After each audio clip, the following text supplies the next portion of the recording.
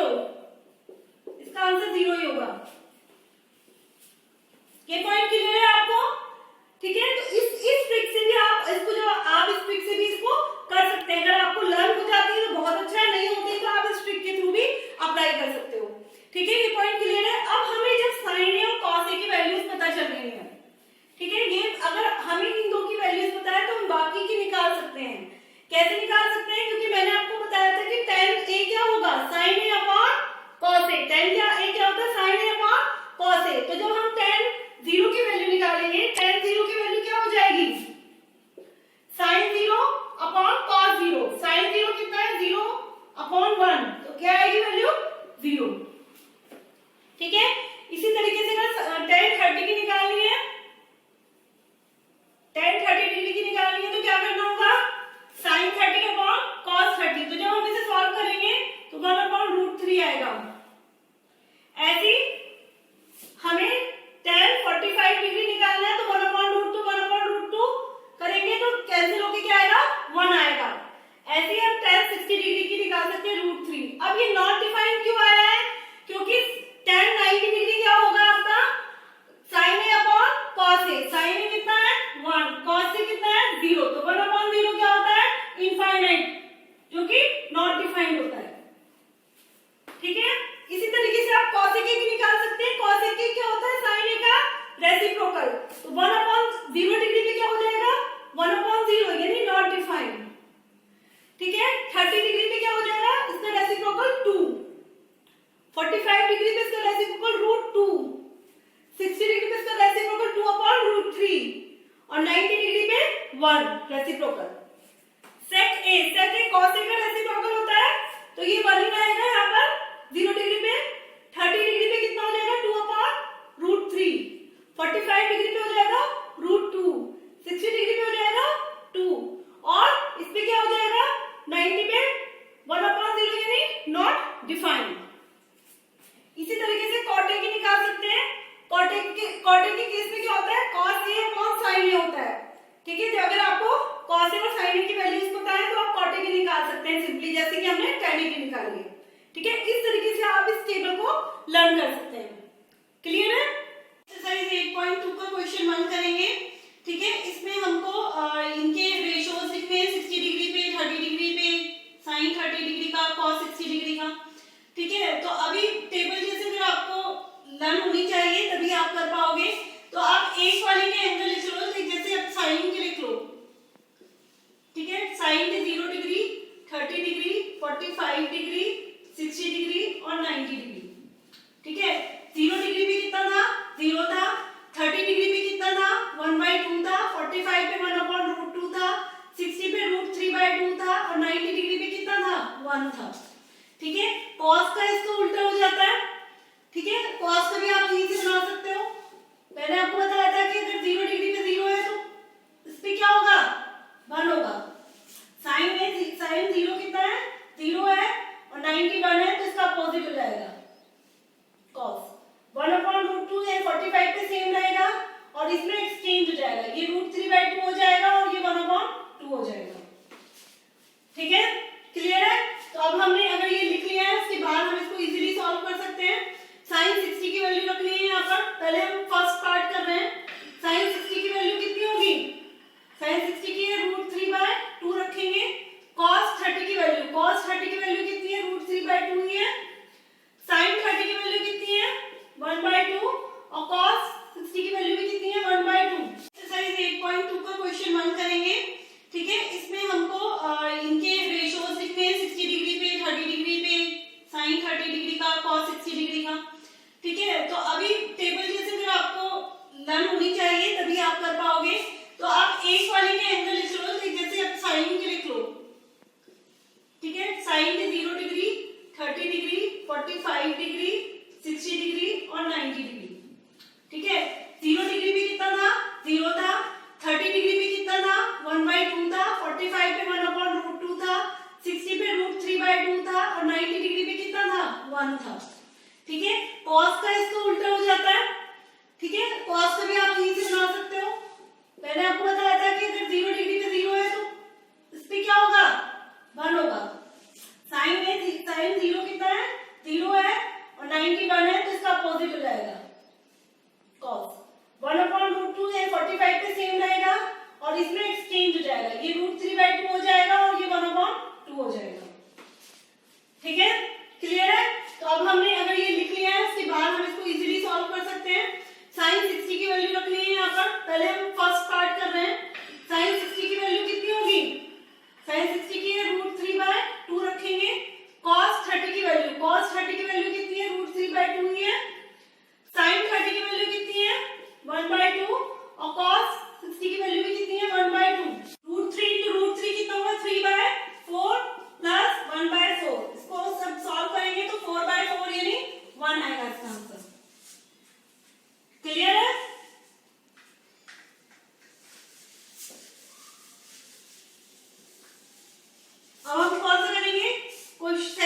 करेंगे इसका। Second part में 2 tan square 45।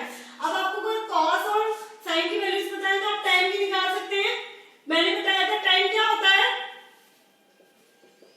sin a upon cos a, ठीक है। तो tan 45 डिग्री क्या होगा, 1/√2 अपॉन 1/√2, यानी क्या आ जाएगी वैल्यू इसकी 1, क्योंकि दोनों सेम है, जब डिवाइड करेंगे तो 1 बचेगा, ठीक है। अब और बाकी वैल्यूज हमें पता है तो यहाँ पे हम अप्लाई करेंगे। 2 tan स्क्वायर 45 कितना हो जाएगा, 2 इंटू 1 का square plus cos square 30 degree पे cos कितना होता है, √3/2 इसका square minus sin square 60 degree, sin 60 degree कितना है, √3/2, ठीक है। तो ये कितना हो जाएगा, 2 इंटू 1, ये 3/4 माइनस 3/4, ये माइनस प्लस आपस में सब्ट्रैक्ट हो जाएंगे, आंसर खाली क्या बचेगा, 2 बचेगा। अब हम थर्ड करेंगे पार्ट, यहाँ पे लिखा है cos 45 डिग्री, ठीक है। तो cos 45 डिग्री कितना होता है, 1/√2। sec 30 डिग्री, sec 30 डिग्री निकालने के लिए हमें cos 30 की वैल्यू पता होनी चाहिए। cos 30 की वैल्यू कितनी है, √3/2, ठीक है। उसका रेसिप्रोकल होता है 2/√3 plus cosec 30 degree, sin 30 degree की वैल्यू पता होनी चाहिए, वो कितनी है हमारी 1/2, उसका रेसिप्रोकल होता है तो 2/1।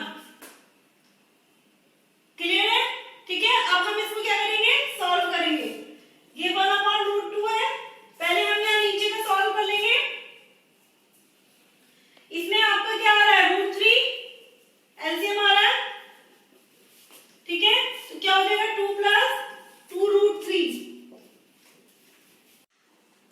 अब इसको हम सॉल्व करेंगे, ठीक है। तो ये चीज आपका नीचे जाएगा और ये क्या जाएगा, ऊपर जाएगा, ठीक है। तो क्या हो जाएगा, √3/2 + 2√3 और यहाँ √2 की मल्टीप्लिकेशन आएगी, ठीक है। तो जब इसको सॉल्व करेंगे यहाँ पे √3 रहेगा, ये 2 जो है ये बाहर आ जाएगा और √2 को अंदर ले जाएंगे, तो √2 + √3 × √2 क्या हो जाएगा, √3/2 √2 + √6। क्लियर है पॉइंट यहां तक। अब हम इसे आगे सॉल्व करेंगे। एक्चुअली हमें इसे रैशनलाइज करना पड़ेगा।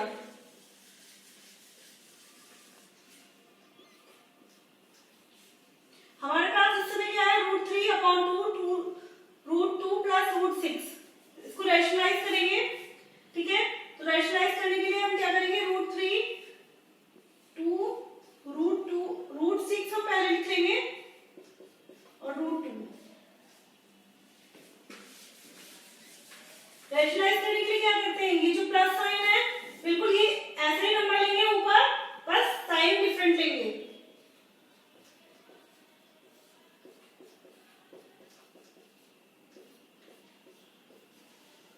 क्लियर है, ठीक है। क्योंकि हमने यहाँ पे सेम लिया है तो ये कैंसिल आउट होके में 1 देता है। किसी भी नंबर की जब 1 से मल्टीप्लाई करते हैं तो नंबर पे कोई आपका फर्क नहीं पड़ता, नंबर वही रहता है, ठीक है। इसलिए हमने इसको ऐसे लिखा है। अब √3 यहाँ पर क्या होगा, √6 - √2 रहेगा,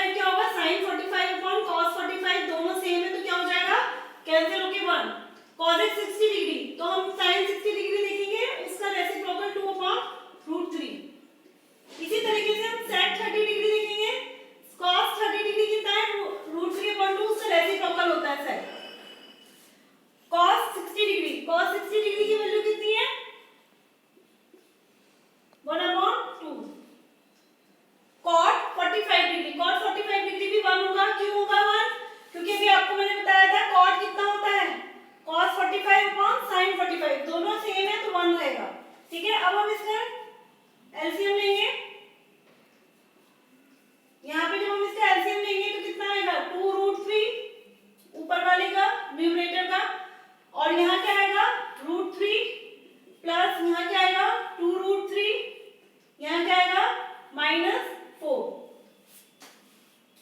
ठीक है, डिवाइडेड बाय, यहाँ पर भी 2√3 आ रहा है एलसीएम, यहाँ क्या आएगा क्योंकि इसके पास √3 है, 2 नहीं है तो यहाँ क्या आएगा 4, इसके पास 2 है √3 नहीं है तो यहाँ क्या आएगा √3, और यहाँ इसके पास दोनों नहीं है तो 2√3 आएगा। इसी तरीके से मैंने यहाँ पर किया है, क्लियर है, ठीक है। अब हम इसको सॉल्व करेंगे आगे, √1√3 और 2√3 मिलके क्या हो जाएगा 3√3 -4, और ये क्या होगा 4√3 प्लस 4 प्लस √3 प्लस 2√3 है तो ये कितना हो जाएगा 3√3 प्लस का 4। ये पॉइंट क्लियर है, ठीक है। अब यहाँ पर ये देखिए ये आपस में कैंसिल हो जाएंगे तो हमारे पास ये बचेगा, इसको भी हमें क्या करना पड़ेगा, इसको भी हमको रैशनलाइज करना पड़ेगा क्योंकि ये रैशनलाइज नहीं है, क्लियर है बात। तो इसको रैशनलाइज कैसे करेंगे, रैशनलाइजेशन का मेथड मैंने आपको बताया था,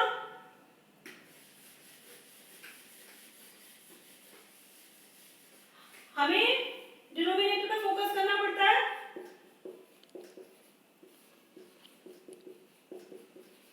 जो डिनोमिनेटर में नंबर है वही नंबर होता है बट उसका साइन डिफरेंट लिख लेते हैं हम,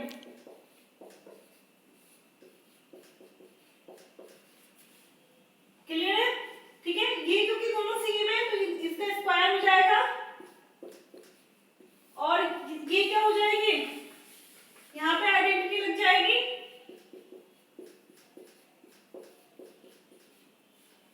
ठीक है। जब इसका स्क्वायर ओपन करेंगे यहाँ पे कौन सी आइडेंटिटी लगेगी, a माइनस बी का होल स्क्वायर। क्या होता है a माइनस बी का होल स्क्वायर,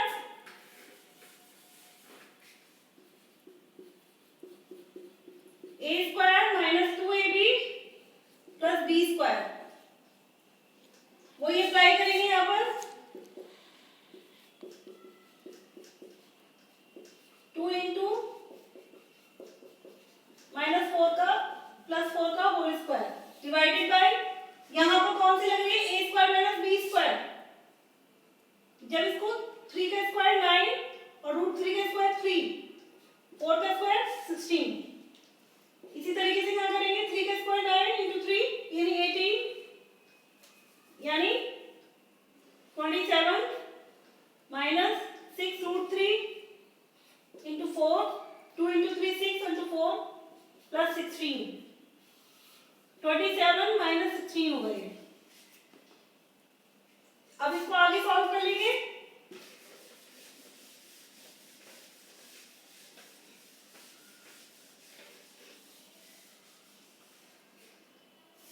ये होगा 6 4 जा 24√3, 27 और 16 ऐड हो रहे हैं आपस में,